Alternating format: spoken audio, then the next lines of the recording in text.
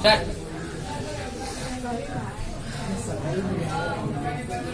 गोलीय दर्पण दो प्रकार के होते हैं। गोलीय दर्पण दो प्रकार के होते हैं, अवतल दर्पण और उत्तल दर्पण। तो सबसे पहले दर्पण की बात किया जाएगा तो दर्पण जो होता है दो प्रकार का होता है, एक समतल दर्पण और दूसरा उत्तल दर्पण। एक समतल दर्पण और दूसरा उत्तल गोलीय दर्पण होता है, समतल दर्पण और गोलीय दर्पण। ठीक है। और जब गोलीय दर्पण की बात किया जाएगा तो इसका भी दो प्रकार होता है, एक अवतल दर्पण और दूसरा उत्तल दर्पण। ठीक है। एक में अवतल दर्पण और दूसरा में उत्तल दर्पण। ठीक है। जब दर्पण की बात किया जाए तो ये दो भाग होता है इसका, और गोलीय दर्पण की बात किया जाए तो ये भी दो प्रकार के होता है। दर्पण दो प्रकार के, गोलीय दर्पण भी दो ही प्रकार के होता है, लेकिन इसका परिभाषा अलग है। दो प्रकार कौन कौन है? तो अवतल दर्पण, उत्तल दर्पण। ठीक है। और जब सिर्फ दर्पण की बात किया जाएगा तो समतल दर्पण और गोलीय दर्पण। ठीक है। ठीक है। तो गोलीय दर्पण कितना प्रकार के? दो प्रकार। गोलीय दर्पण दो प्रकार, अवतल दर्पण और उत्तल दर्पण। अवतल दर्पण और उत्तल दर्पण। अवतल दर्पण के कॉनकेव मिरर और उत्तल दर्पण के कॉन्वेक्स मिरर। ये गोलीय दर्पण है। गोलीय दर्पण को एक बाहर की ओर से रंगा हुआ है और अंदर की ओर से रंगा हुआ है। ठीक है। तो अंदर की ओर से रंगा हुआ है, इसके बीच एक रेखा खींची गई। इसको बीच वाला भाग को वक्रता केंद्र सी बोलते हैं, और यहाँ जो बिंदु मिलता है उसको ध्रुव कहते हैं। क्या कहते हैं? ध्रुव, यानी कि पी। ध्रुव को पी से सूचित करते हैं। ठीक है।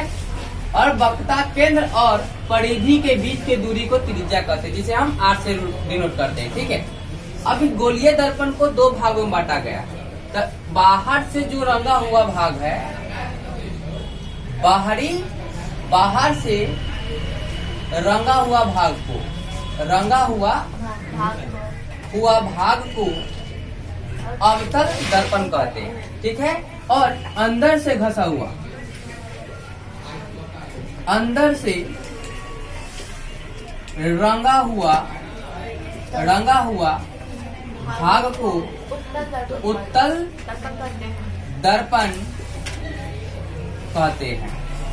उत्तल दर्पण कहते हैं। ठीक है। अब यहाँ पर समझिए, यहाँ देखिए ये दोनों रेखा एक दूसरे के विपरीत है। दोनों चित्र जो है एक दूसरे के विपरीत है। इसमें देखिए, लेकिन ये दोनों अवतल दर्पण ही कहलाएगी। अवतल दर्पण ही कहलाएगी। क्यों? तो ये देखिए, ये बाहर की ओर घसा हुआ है, यानी रंगा हुआ है। इसमें जो भी परावर्तन होगा, प्रकाश का परावर्तन होगा, अंदर की तरफ ही होगा, बाहर नहीं जाएगा। ठीक है। इसमें भी देखिए, यहाँ से अगर प्रकाश की किरण कोई आती है तो यहाँ से आकर यहीं से टकरा जाएगी, यानी अंदर से परावर्तन होगा तो अवतल दर्पण, और बाहर से परावर्तन होगा तो उत्तल दर्पण होगा। ठीक है। जैसे यहाँ पर एक ऐसा चित्र बनाते हैं और एक इस प्रकार के चित्र बनाते हैं। ठीक है। अगर दोनों में अगर बाहर से रंगा हुआ है, सॉरी अंदर से रंगा हुआ है, कहाँ से? अंदर से रंगा हुआ है, तो ये हो जाएगा आपको ध्रुव हो जाएगा, और ये हो जाएगा वक्रता केंद्र। वक्रता केंद्र हो जाएगा, और यहाँ से बीच की दूरी क्या कहलाएगी? त्रिज्या कहलाएगी। क्या कहलाएगी? त्रिज्या। ठीक है। इसमें भी अंदर से अगर घसा हुआ रहेगा तो क्या कहलाएगा? ये कौन सा दर्पण कहलाएगा? उत्तल दर्पण। उत्तल दर्पण कहलाएगी। ठीक है। ये दोनों उत्तल दर्पण कहलाएगी। ठीक है। बीच वाला भाग को जो मुख्य अक्ष होता है उसको प्रधान अक्ष बोलते हैं, यानी कि पोल। ठीक है। और जो बीच में सेंटर में रहता है उसको केंद्र बोलते हैं, यानी सी। ये दोनों के बीच की दूरी को त्रिज्या कहते हैं। ठीक है। ये है उत्तल दर्पण और अवतल दर्पण। ठीक है। अच्छा समझ में आया होगा। और ये गोलीय दर्पण है। एक गोलीय दर्पण को दो भागों में बांटा गया है, अवतल दर्पण और उत्तल दर्पण।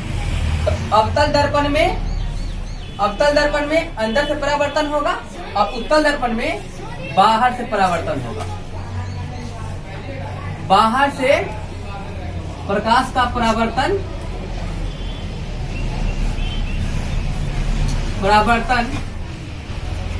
उत्तल दर्पण में होता है। उत्तल दर्पण में होता है। ठीक है। और अवतल दर्पण में अंदर से परावर्तन होगा। अंदर से प्रकाश का परावर्तन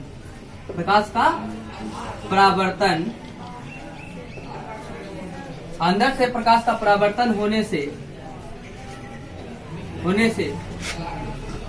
वह दर्पण अवतल दर्पण कहलाता है। वह दर्पण अवतल दर्पण कहलाता है। ठीक है।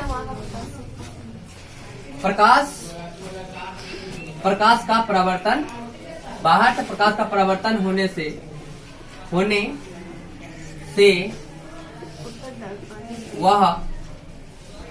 वह दर्पण उत्तल दर्पण कहलाता है। उत्तल दर्पण कहलाता है। ठीक है।